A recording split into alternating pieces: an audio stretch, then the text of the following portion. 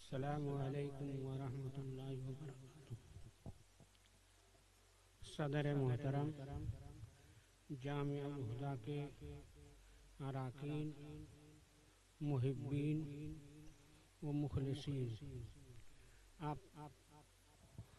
آپ تمامی حضرات جانتے ہیں میری زندگی کا اکثر حصہ اور آج بھی الحمدللہ چھوٹے چھوٹے نونہال بچوں کے بیچ میں گزرتی ہے اور انہی سے مخاطب ہونے کا موقع ملتا ہے۔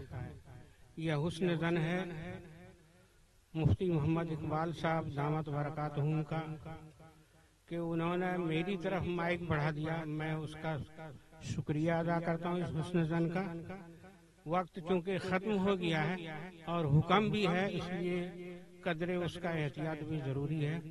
تو چونکہ یہ استقبالیہ پروگرام ہے، مفتی نظام الدین صاحب مدد اللہ العالی کے نام ایک شعر پیش کر کے اپنی بات پوری کروں گا۔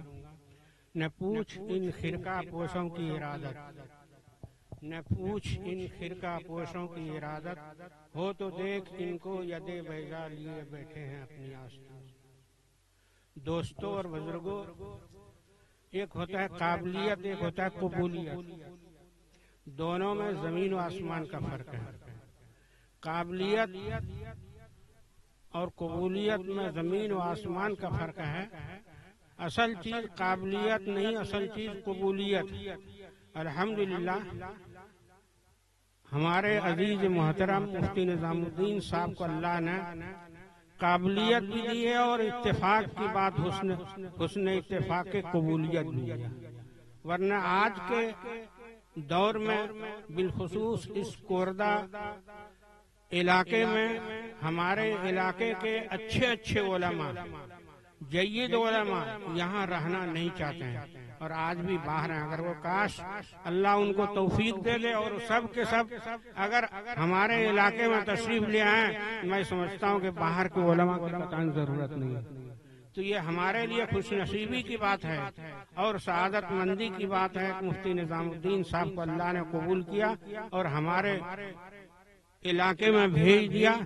اس لیے ہماری اور آپ کی ذمہ داری ہے کہ ہم اس کی قدر کریں اور ان سے محبت کریں۔